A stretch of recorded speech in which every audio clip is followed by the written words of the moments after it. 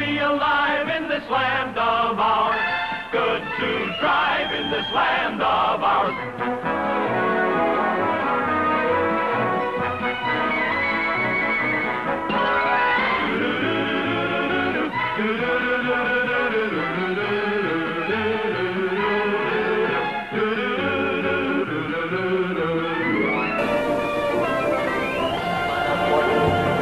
Hello, Canada hockey fans in the United States. The Hockey Time Machine.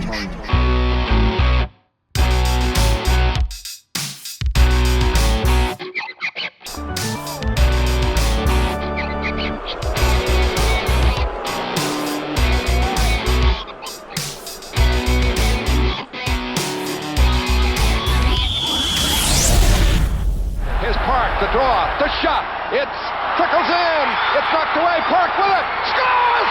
Brad Park wins the game. Brad Park, a rebound, and the Bruins win 3-2. The faceoff won by Peterson, back for Park. The first one blocked, and Park drove it home, and the Bruins beat the Islanders on Tuesday night. Brad Park in overtime of Game 7 to win a playoff series in 1983. Hello, everybody. I'm Glenn Dreyfus. Welcome to Hockey Time Machine. Today, a conversation taped earlier that I promise you won't soon forget with Hall of Fame defenseman Brad Park. Many of you have heard Brad speak, but not like he will today. He was candid, insightful, and gave his time freely to us. Also, he was funny. Let's start, though, with a quick refresher. During the 60s and 70s, if Bobby Orr was the boardwalk property of NHL defensemen, then Brad Park was, well, you know. In 1968 with the Rangers, Brad Park began a 17-year, 1,100-game career as a standout blue liner. He was selected for his first All-Star game in 1970, the first of 9 consecutive appearances. During that stretch, he anchored the defense for Team Canada in 1972's Summit Series against the Soviet Union.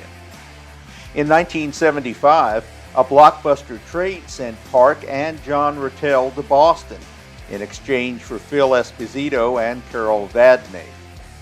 As a Bruin, Park scored 100 of his career 213 goals and more than 300 of his 683 career assists.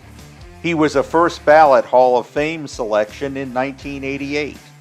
Park's Hall bio lauded his savvy, poise, and aggressiveness in the defensive zone, and his pinpoint passing, skating speed, and instincts in the offensive zone.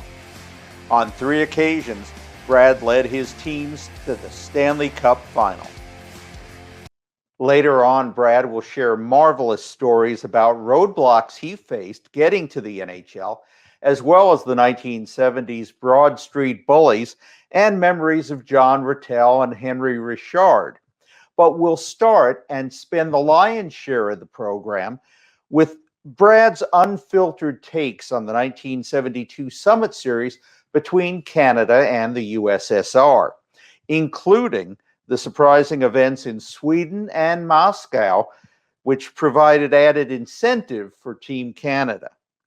First up, Brad remembers his initial view, his initial in-person look at the Soviet players. I remember during the summer, they did these caricatures of each team, and they sent them out, with a big poster like this. And, I'm looking at the heights and the weights on this poster that, and I said, oh, these guys are small. They're not very big at all, right? And then we get on the ice, it says, that's not the right stats. I don't know where they got that from, right? But what I was really impressed was their upper body strength. And I had upper body strength because I was thick through the chest.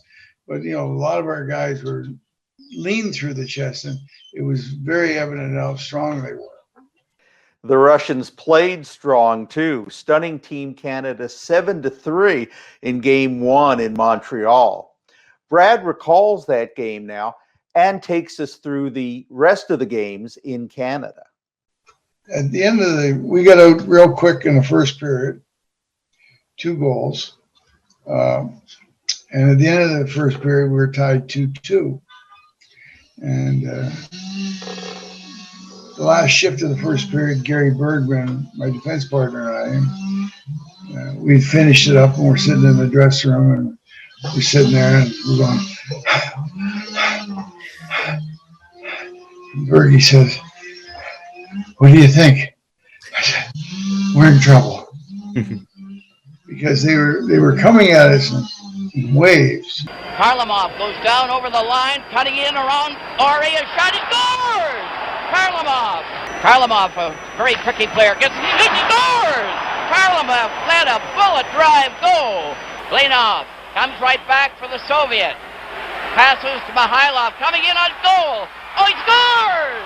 Mihailov with Henderson losing it to Shadron, a roller right in front, they score! Yakushev cutting right in front to make it 7-3. We made a mistake because we only dressed 5 defensemen in game 1 and 4 lines, and but we were mainly skating 4 defensemen, and they were in mid-season form. They were coming at, they're spinning on a dime. They were coming in. I knew we were in trouble after the first period. I think we would lose 7-3 now. But I knew that, the experience of game 1, we kind of made the adjustment where, we inserted Wayne Cashman, J.P. Parise. We made some changes. And game 2, where we went to 6D, which means with 6D, you're not going to get winded like we were in game 1, technically playing 4, sometimes 5. But I think in game 2, we feel we've been embarrassed. And in the back of our minds, it's, if we can't skate with them, we're going to make it very hard for them. We're going to get physical. It bounces high in the air, and a jamming session around the Soviet goal. Ellison starts and now shoving a bit, then they come in. And that was our sole intent in game 2, is to, be rude, crude, and unattractive. and we were. And it paid dividends. It's a race down with Peter Mahovlich going in on goal, right in! He scores! Peter Mahovlich.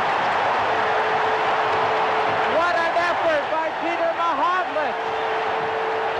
What can you say? That Russian is still wondering where the puck is. Then, in game 3 and game 4, you're looking back in hindsight, everybody was told that everybody was going to play at least 1 game. The same guys weren't going to be playing all the time. And, we would make lineup adjustments in game 3, lineup adjustments in game 4. And we tied game 3 and we lost. We got embarrassed in game 4. The Soviet pressure here is intense. Dryden under tremendous pressure right in front of the goal mouth. Foster, I can't say enough the way the Soviets are forcing Team Canada to play scrambly hockey. The Soviets forechecking and their back checking is so relentless. So that was, what our experience going across Canada was like.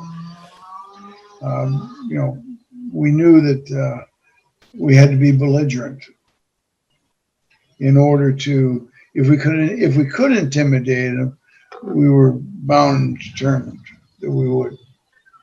Before we leave the Canadian portion of the Summit Series, let's rewind to the spectacular Yvan Cournoyer goal in Game 2 in Toronto, a score set up by Brad Park. We go for the power play. We have a power play. So before the face-off in our end, Cournoyer was always moving, right? Ivanka, he goes, Brad, watch me. Right? Okay. And it just turned out that I'm carrying the puck and I know he's going. And I just have to, I can't telegraph it. I'm starting to look everywhere, but I know he's going. And I threaded. He had such a speed. He would have blown around any defenseman. Up to center ice, Park over the right side. Arnoyer coming right in, he shoots, scores! Arnoyer from Park. Brad Park saw Yvan Cournoyer breaking on the right wing, and Cournoyer is gone, and he breaks in, good position, and he fires a good hard shot through that opening. Brad Park again, a beautiful pass on Cournoyer's stick, who is busting full speed now. And he was around Ragulin before he had a chance to make any turn at all. One night, we were in Boston, he's by the bench, and Cheesy's not playing. Yvan's lined up for a face-off. He's already had like 2 breakaways. Cheesy says, Yvan, slow down. No, got the tailwind tonight, the tailwind. Canada did not have the wind at their backs as the series headed overseas, and the Soviets were about to play games off the ice too. The next thing that happened was we were informed. We were called into a meeting with Harry and Alan Eagleson, and we were told that the Soviets had sent a wire that the housing situation we got to Moscow was going to be different. The players were going to be in one hotel and the wives were going to be put in another hotel, and which was not part of the original deal. And Harry and Eagleson left the room and said, "You're the players, you figure it out. What you want to do." And Espo stood up and basically said, "Guys, I don't know about you, but they can't change the deal. A deal's a deal. And if they insist on our wives being in another hotel, I recommend we don't go."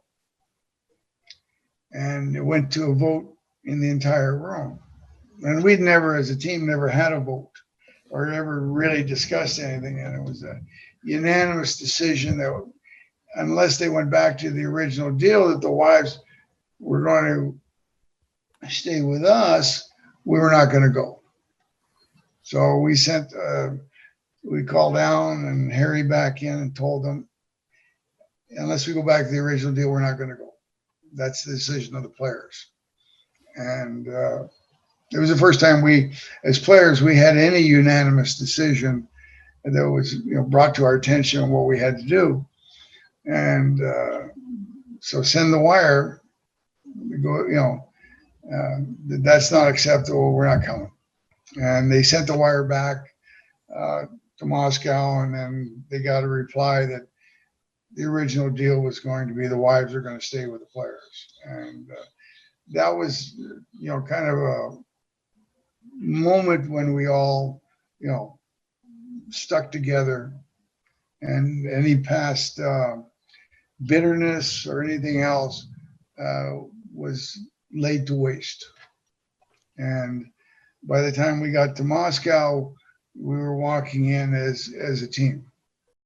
Now, it's bad enough to make life difficult for the players' wives, but Soviet managers also tried to mess with the players' beer.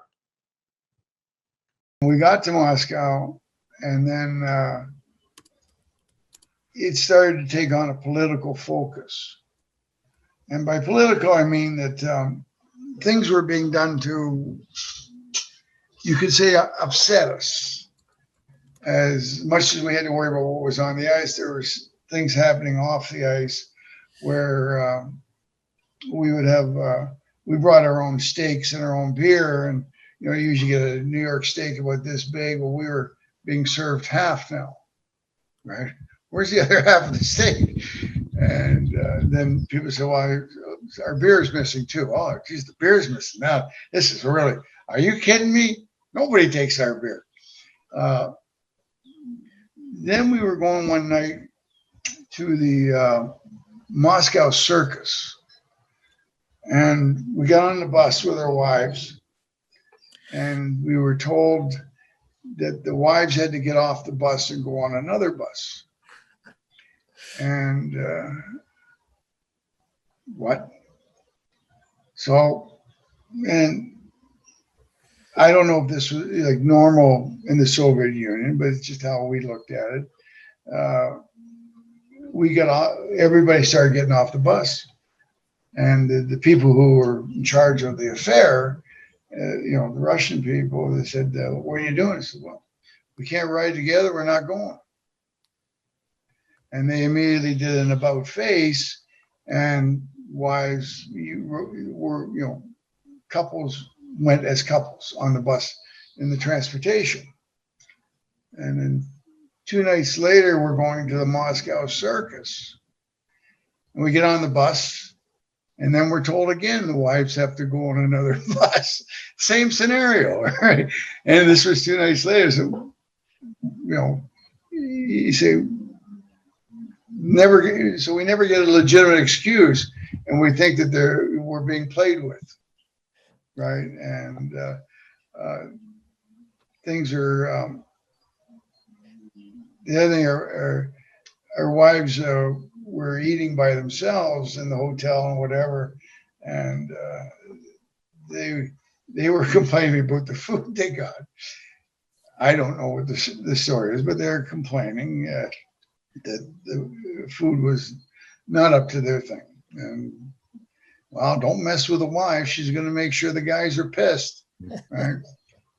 So, anyways, it took that kind of characteristic where I had an intercom in my room, and in the middle of the night, I'd turn it off and go to bed. In the middle of the night, the intercom would come on, and I'd go and turn it off again.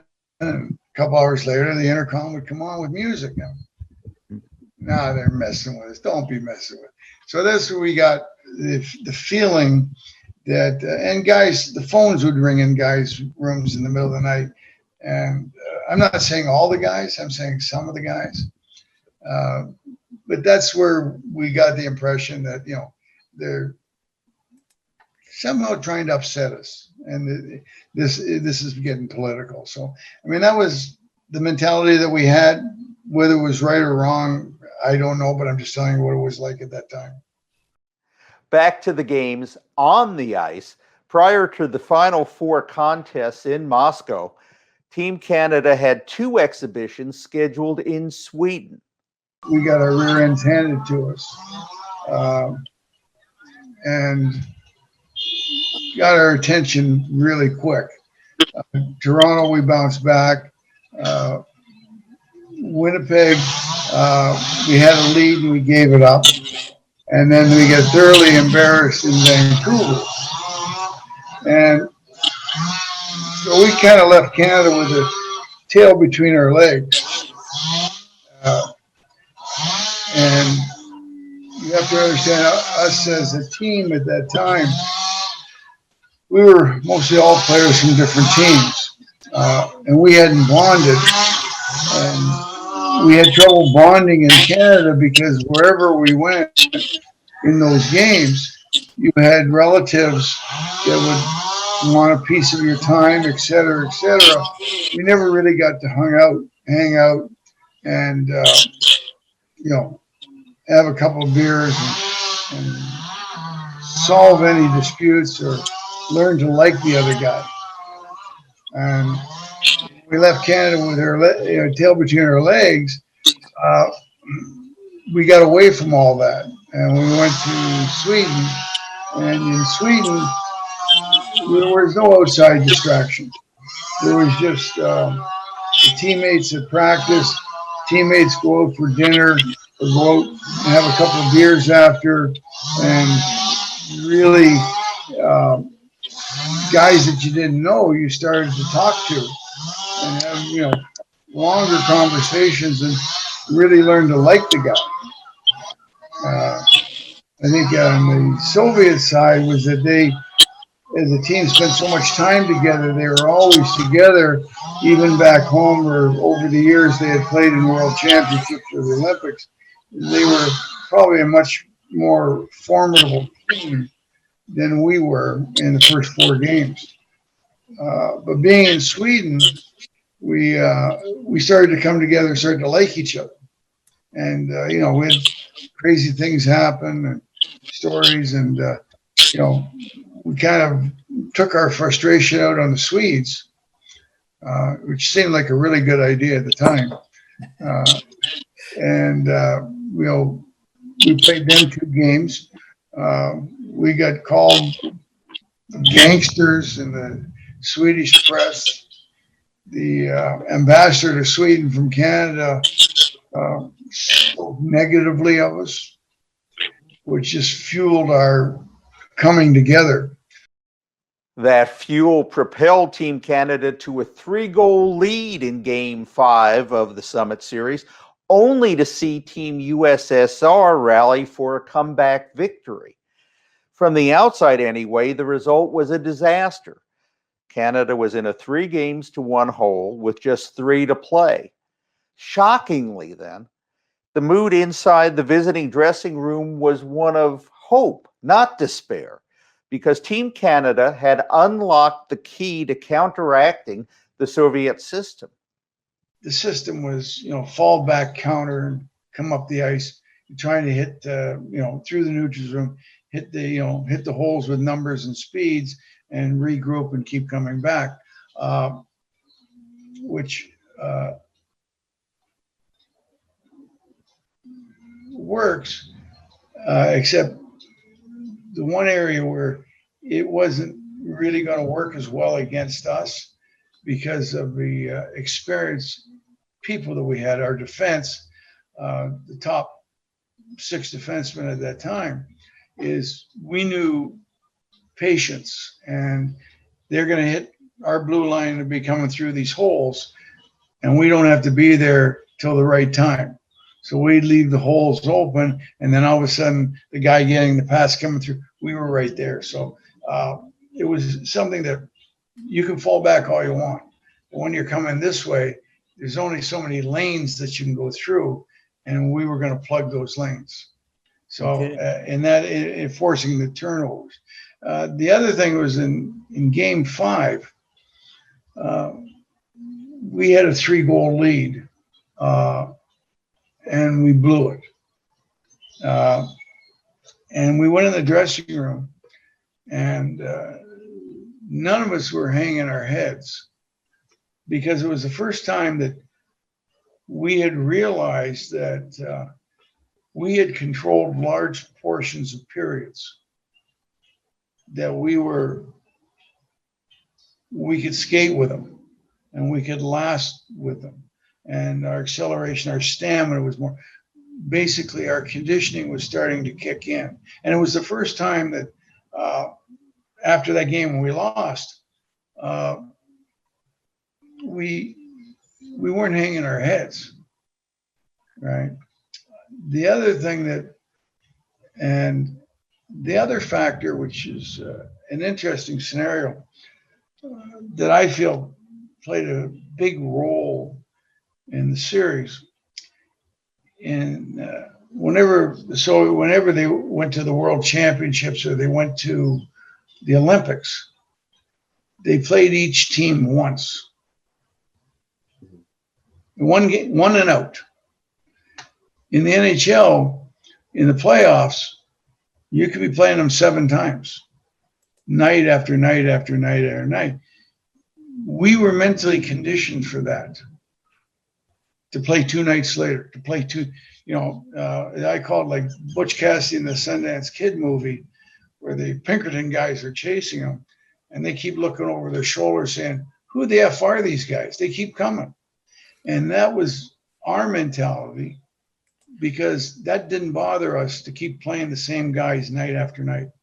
I'm not sure that mental perception with the Soviet players was something they'd ever done. I don't know what their playoffs were like, in their so-called leagues at that time, but that was something that we had no problem going head to head night after night. And I don't think that's something that they were accustomed to.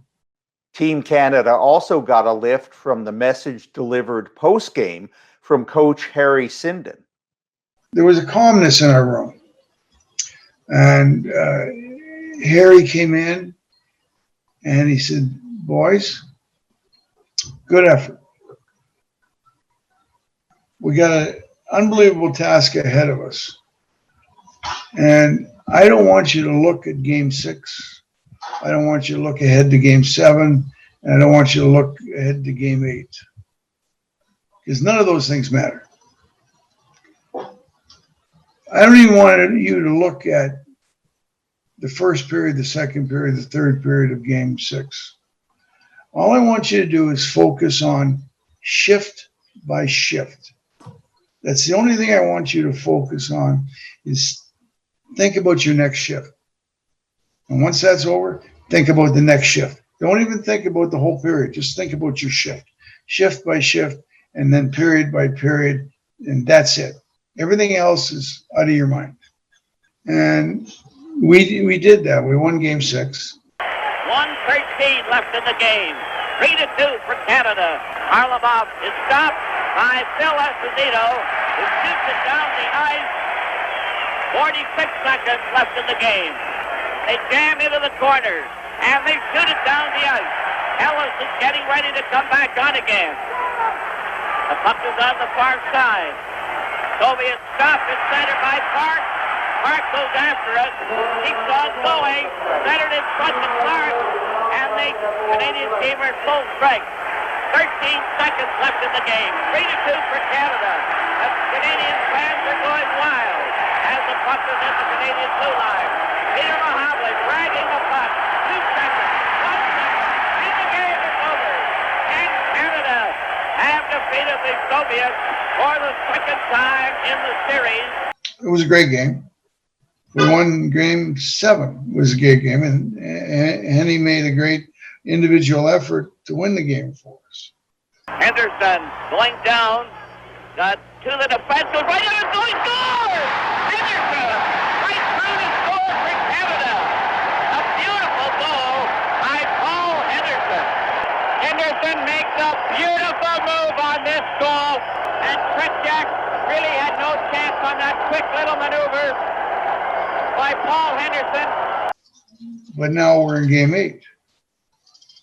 And like I said, we look forward to game 8 because we are conditioned to play the same team night after night after night.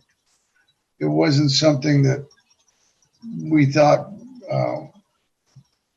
was abnormal. It wasn't something that we thought that, why do we have to do this again? No, it was something.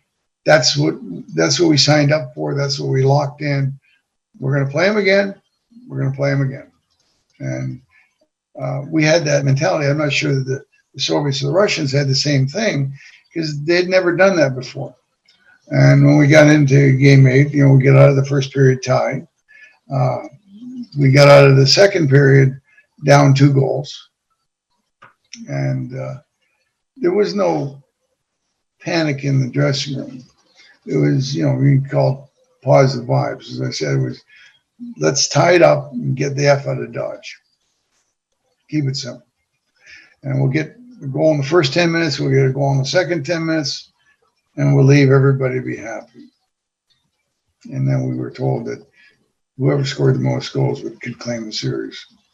Where the motivation came from, whether the Soviets did it by accident or whether Harry and Eagleson came up with it, I don't know. And, I just know that, that's what I believed at that time. One of the key turning points in the series came in game 6. Bobby Clarke slashed to the ankle, a 2-hand slash to the ankle of Russian superstar Valery Kharlamov. David Staples of the Edmonton Journal wrote this. He called it nasty and premeditated, while also noting that the Soviets had their share of vicious plays as well. Again, 7-game series.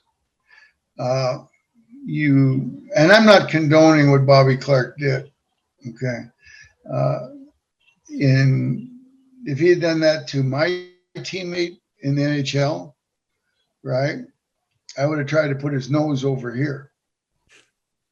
So, but that happens in our 7-game series. If you can punish one of the best players on the other team, you're going to do it. All right. But he's a game changer. A healthy Harmeloff he was a scary guy. As a defenseman, I look at him and Yakushev, and in the neutral zone, Harmeloff was unbelievable, right? And a great player and skilled. But from the top of the circles down, I think Yakushev was more dangerous. He's a big, rangy guy that, you couldn't get a good piece of him. And, he was always in the right spot at the right time and very skilled and gifted. Another factor in Moscow was the loud and proud 3,000 Canadian fans inside Luzhniki Ice Palace. I think both teams knew the importance of fans. The Canadian fans there were loud and shouting, and the Russian fans were more reserved. And it was mostly men on the Russian side. There wasn't a lot of women in the crowd. I mean, there was a few, but there wasn't a lot. It was mostly men. And,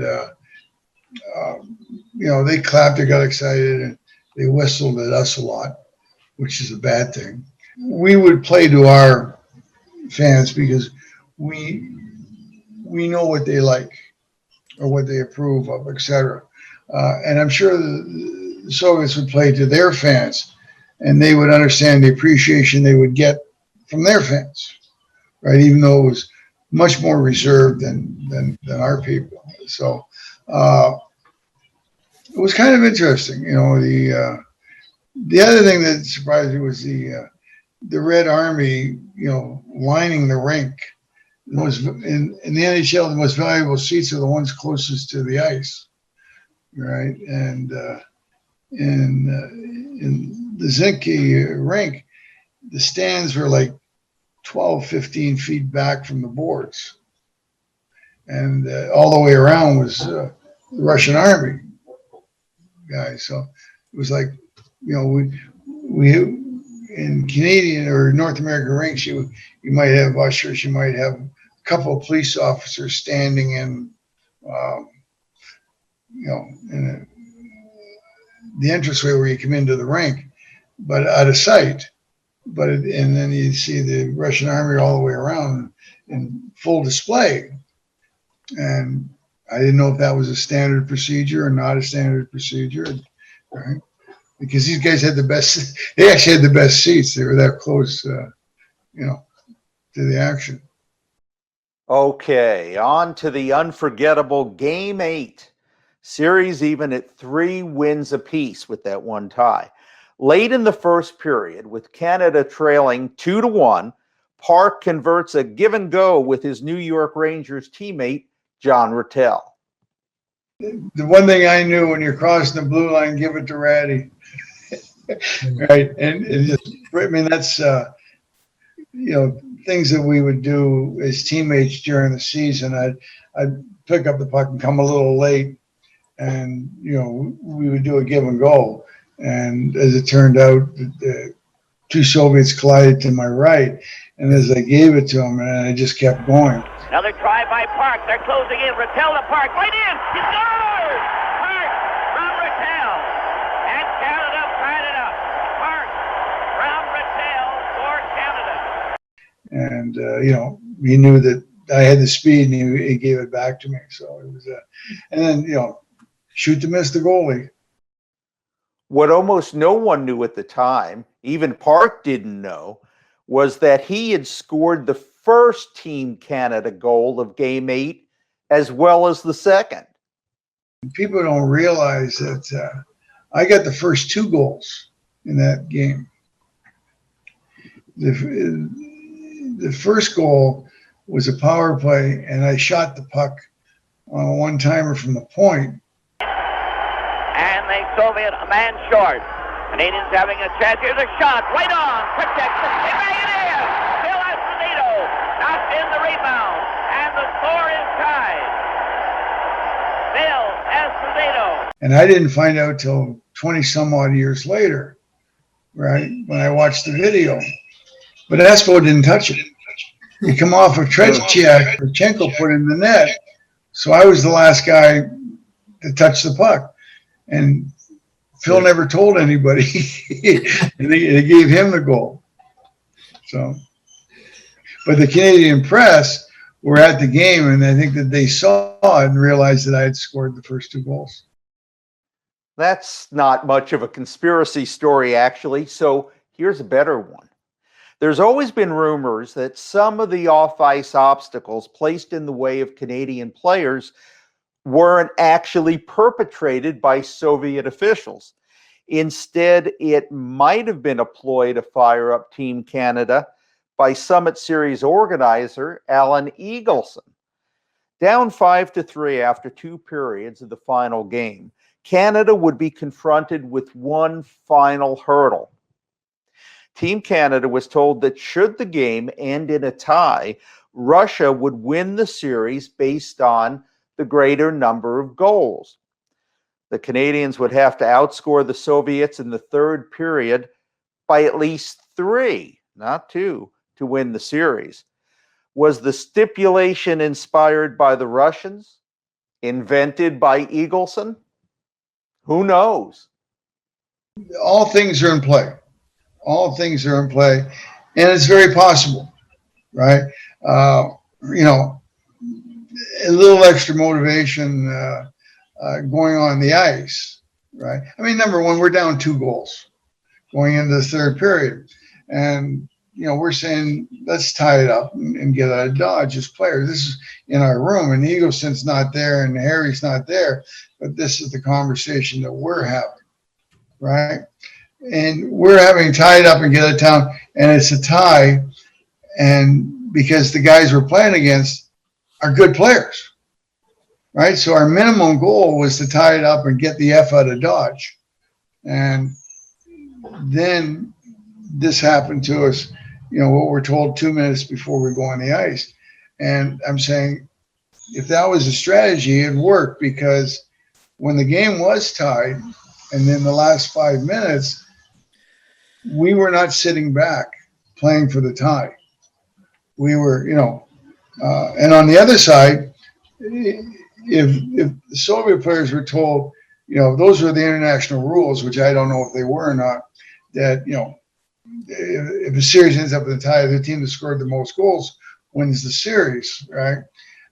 I don't know if that's true or not, but, you know, if it was a fact, then that would be a detriment to the Soviets, you know, and I call them Soviet, I can call them Russians now, but that was what they were at that time, or how we described them, was that motivation was, okay, let's play it out. We're going to win the series even if we tie, which kind of, you know, dulls their goals.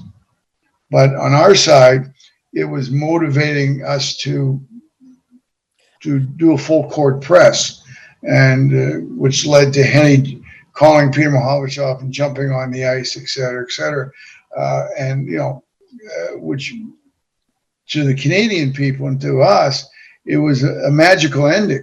Cournoyer took a shot. The defenseman fell over, Liapkin. And the Cournoyer has it on that wing. Here's a shot. Henderson made a wild stab for it and fell. Here's another shot. Right in front of the score. Henderson has scored for Canada. Henderson right in front of the net. And the fans of the team are going wild.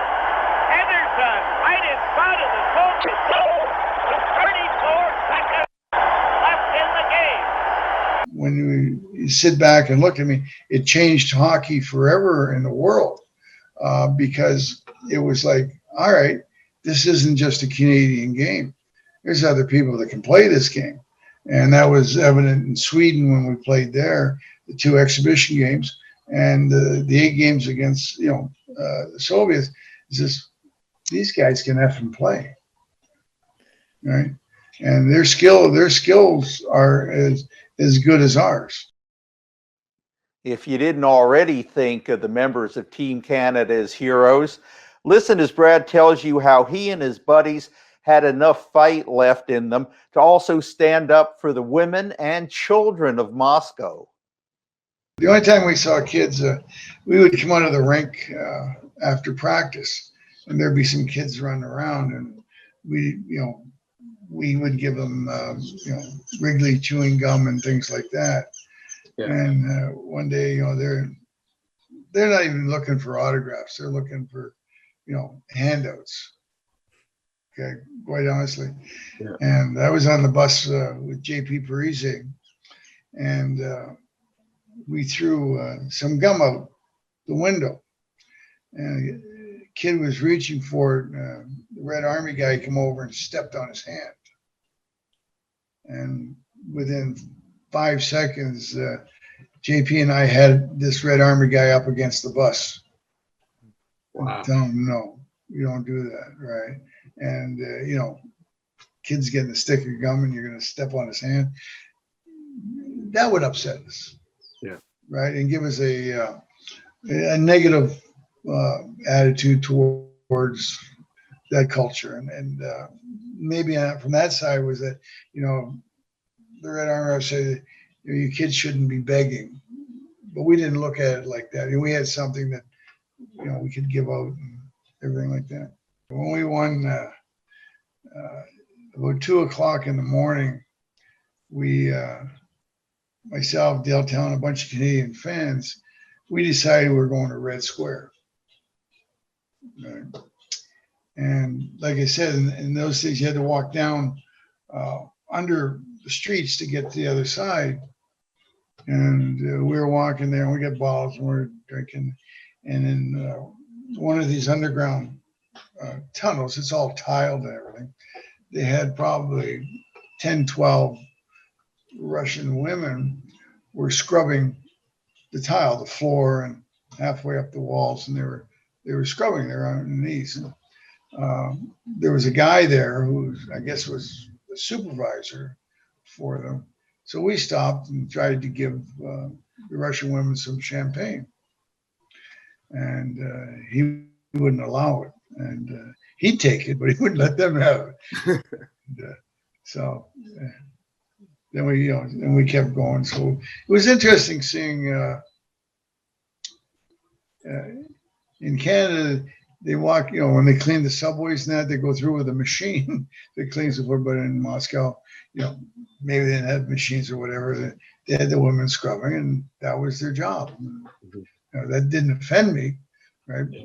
The fact that they couldn't get any champagne, they couldn't accept champagne, that kind of offended me a little bit. In the years since, members of Team Canada have had many chances to celebrate their victory, which is good because they didn't really have any chances to celebrate at the time.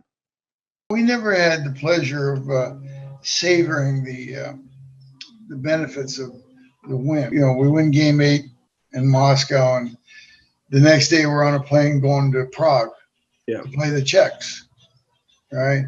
So there's no celebration there.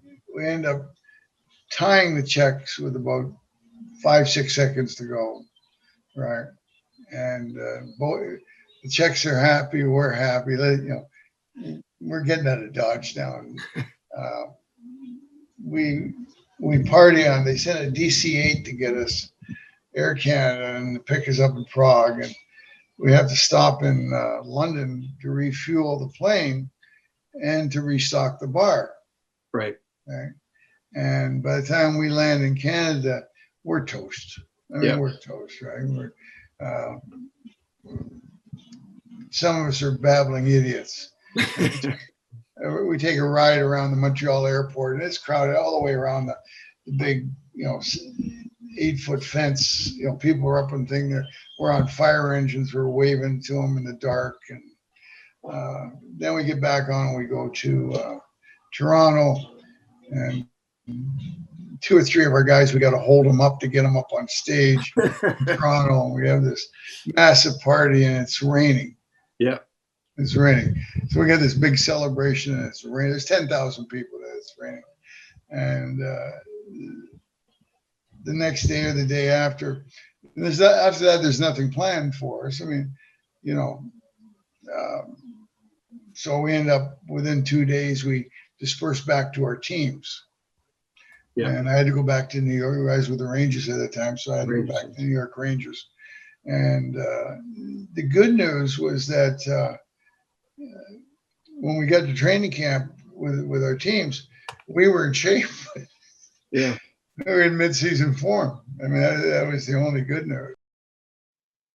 As I mentioned, the savoring came in future years, like a 1987 reunion with Soviet players, which included 3 exhibitions and some other fun and games. We never really, it wasn't until years later, I think it was, we had 15 years later, we had a thing where the Russians came over and we had to relive the dream, and we played 3 games in Hamilton, Montreal, and Ottawa. And, we had a lot of fun, which brings me to an interesting story. And the players were still under Tikhonov was coaching them. This, old timers. And a lot of these guys, they had no old time leagues to play in or ice to skate in. So we've been up beating them all 3 games. But the game in Montreal, I finally had a chance to talk to Vasiliev, and he was a defenseman about my age from the series, and we're talking, having a couple of beers, and we're trying to communicate and everything like that, and we're breaking up the party. It was a party upstairs at the Forum, and we're walking out, and he goes ahead and with the rest of the Russian players, and Tikhonov walks up and just cuffs him in the back of the head, right? And I'm like, and I think because he was talking to me, right? And I ran up and I grabbed Tikhonov by the arm and I spun him around, and the guy in his face said, "No, you don't do that," right? Wow. So the next night, now we go to Ottawa, and through the interpreter, we tell the Russian players to stay on the bus when we get back to the hotel after the game. So we get back to the hotel after the game, and the officials, Tikhonov and all the other coaches, they get off and the players stay on the bus. And Wayne Cashman and a couple, 2 or 3 of us, we go and we jump on the bus and said, "Let's go." Right? And all our players are on our bus behind us. And bus driver said, "Where we're going?" Strip club in Hull. And, we comped everything. We paid for everything. But it was, a great bonding experience. So here's the takeaway. If you mistreat a Russian child or a Russian woman or a retired Russian hockey player and a member of Team Canada is around, you're going to pay. But what if Team USSR had won the Summit Series? I can almost say if the Soviets had won, right? Canadians, the NHL, everything else would have put a challenge out for the next year. Mm-hmm. And with the knowledge that, this ain't over, right? But, but the other thing, when you look at it, that we did win, right? The NHL and the Canadians, they were hiding from ever doing that again because we won. And it wasn't until 76 when they started the Canada Cups, but now it became a bunch of nations, right? But you'll never see another 8-game series, with the nationalistic approach. as you did in that series. I mean, you know, in any other sport, I mean, you know, you would have to America against Iran, you know, to do something like that. But that's not going to happen. But at that time in history, and the two different cultures and the world dynamics, it was, you know, it's NBC or whatever, you know, they called it a war on ice. And to a certain extent, it was. These hockey time machine programs are always group efforts, and never more so than with the Brad Park interview we're bringing you today. Those folks asking the questions included Alex Braverman, Sean Mitten, and our own Paul Patsku. A stick tap to all three of those gentlemen. Now, as promised, bonus Brad Park. Park came of age at a time of great transition in the NHL, when direct sponsorship of junior teams was being phased out. Also being abandoned was the direct signing of junior players.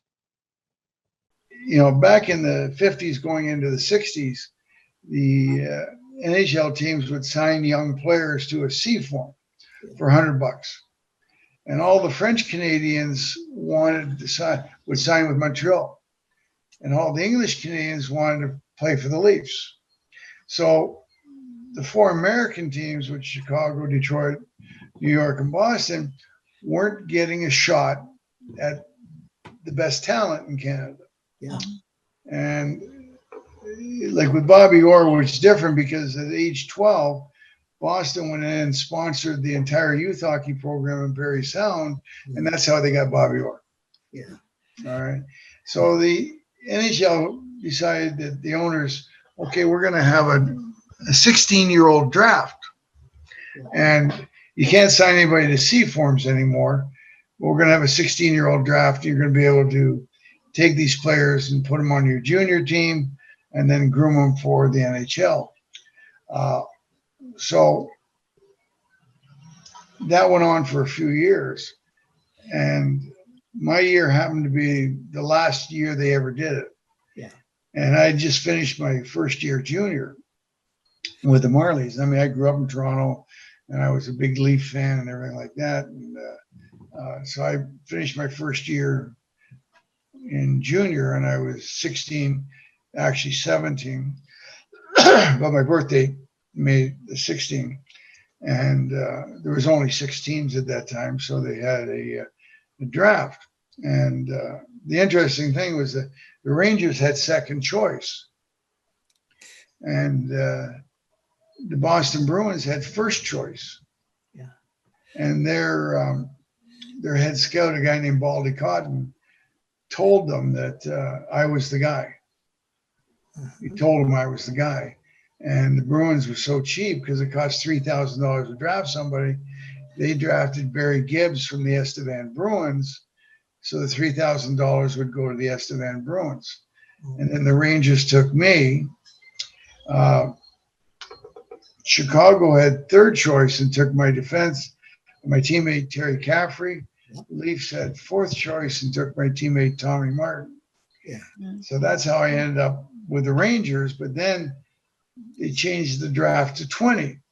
So when somebody finished junior, they would get drafted. So I meant that I didn't have to, because they did, and dropped the requirement where I would have had to go to the Kitchener Rangers for my second and third year. Yeah. So I stayed with the Marlies for 3 years. And actually coming out of junior, Ricky Lee and Mike Robitaille were rated ahead of myself and Rick Smith. And the coach of the Marlies at the time was Gus Bodner. And he was restricting my ice time. Oh. I was the best defenseman they had, but he was restricting my ice time because I wasn't owned by the Leafs. Being a promising prospect didn't mean that Park's road to the NHL was paved only with rose petals. In fact, a quirk of the old junior system blocked him from making an earlier debut with the Rangers. And that wasn't the only conflict. My father used to, when we were playing in junior, my father was very outspoken, Yeah. or, and he had a fight with Punch In Black's wife. Woodall. They would sit behind the bench, and she'd be in front of him, and she kept standing up, and he Yeah. told her to sit down. Right? Sit down, sit down. Do you know I am? I don't give a shit who you are, you old battle axe. And so my last year junior, the Rangers come to town, and they've only got 3 defensemen. And I'm with the Marlies, and we've got the night off. It's Saturday night, and the scout tells me that they want to call me up for the game. I'm all excited, right? You're gonna get $100, and you're gonna go in for the game. And they had to ask Punch's permission, and Punch wouldn't allow it. But the year before that, going into my last year junior, the Rangers wanted me to go to camp, and which you could do, but they didn't want me to go to the NHL camp. They invited me to the minor league camp, and I wouldn't go. Is that right? Yeah. I said, you invite me to the NHL camp, yeah, I'll go, but I'm not going to go to the minor league camp. I wasn't convinced that I would make it when I was playing junior, because I saw guys older than me that I thought were better players, from Mike Byers to Jimmy Davidson to Jimmy Keon, that were better players, and they never made it, right? And so I wasn't, I was willing to give it 2 years. But then my very first training camp I went to, and at that I was a shade under 6 feet, and 196 pounds, which was heavier than a lot of guys in the league at that time. And after about 3-4 days, my parents come to Kitchener, and we're sitting in the stands watching the group before me on the ice, and my dad said to me, he says, "What do you think?" I said, "They're not bigger. They're not stronger. They don't skate faster, and they don't shoot harder. But boy, are they smarter." And it was at that point that I knew I had to understand the game better. I had to break it down and analyze it, and get a lot smarter quicker. The heart of Park's career came during the heyday of the Broad Street Bullies. The Flyers brawled their way to Stanley Cups in 1974 and 1975. Philadelphia was a team that kind of invented or came up with the dump and chase. The first number of years of expansion, the original 6 was kicking the crap out of the expansion teams. The first 3 years of expansion, St. Louis went to the Stanley Cup Finals against the original 6, and in 3 years they went out 4 straight. So the original 6 were kicking the crap out of the expansion teams, and Philadelphia decided that they didn't have the players that could carry the puck over the blue line and keep it under control. So they came up with a dump and chase. It's not necessarily how they wanted to play, it's how they thought they could be more effective. And along with that came in the Broad Street Bullies that brought in premeditated fighting. And, I'd line up against Schultz. I'd be out for my second shift, which would be Dave Schultz's first shift. He would look at me and he'd say, "I want you, let's go." And I'd look back at him and say, "I'm not mad yet. Wait till I get mad." But that was premeditated fighting, where they would try to get, in the NHL in those days, most really good players would also fight their own battles. And I had a lot of penalty minutes. I'm willing to fight my battles and also some of my teammates. And so he would always want to get me off the ice. So Philadelphia was, in order to win, it was a common custom to try to get the best players off the ice. Started a fight with me, started a fight with Orr, started a fight with Sidler, McDonald, started a fight with the best players on the other teams, and that was premeditated fighting, right?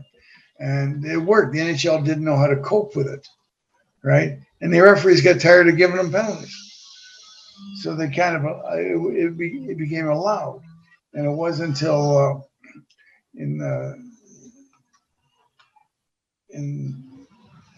74 was the Flyers win their first cup. And they do the same thing. They go after Bobby Orr and Phil and everything like that. And the next year, they end up playing the up-and-coming Buffalo Sabres, and they beat them. Now, in 76, here comes the Montreal Canadiens, and they're tired of this shit. And they eliminated. And then in 77, 78, it was my Boston Bruins against the Montreal Canadiens. Montreal had 8, 9 Hall of Famers. Bruins had 3. We had 3, and 2 were 35. So, it's just the way it was. Montreal was such a strong, they won 4 cups in a row. But for those years, with the dump and chase that Philly was doing and the premeditated fighting, it was a new classification of NHL. Park's teammate in both New York and Boston, John Ratelle, was renowned equally for his incredible skill and for his gentlemanly conduct. After all, he was a Bill Masterton winner and twice won the Lady Byng. Park felt the need to point that out to Jean and to the referee during a typically rambunctious Bruins-Canadiens showdown. Kerry Fraser's the referee, and Bob Gainey takes a run across the ice and leaves his feet and hits John Ratelle. And John Ratelle just chops him on the leg. And Kerry Fraser gives him a penalty for slashing, right? I went over to Kerry and I said, "Are you crazy? That's John Ratelle. If he really slashed him hard, he would have apologized." I used to tell him, I said, "Johnny, slash somebody, anybody, please, just one slash. I'll fight him. Please, just one slash somebody." We close our time with Brad Park with this encounter he talks about during another Bruins-Habs contest. I remember Henri Richard, the Pocket Rocket. One time I slashed him really hard, and he looked at me and said, "Why you do that?" I says, "Because you bother me. Stop bothering me." Right? We'll let you go because we kept you on so long, but this was so enjoyable. There's a million stories in the Naked City. Yes, there are, and thanks to Brad Park, we know a few more of them than we did before. For all of us at Hockey Time Machine, thanks for joining us. Good night.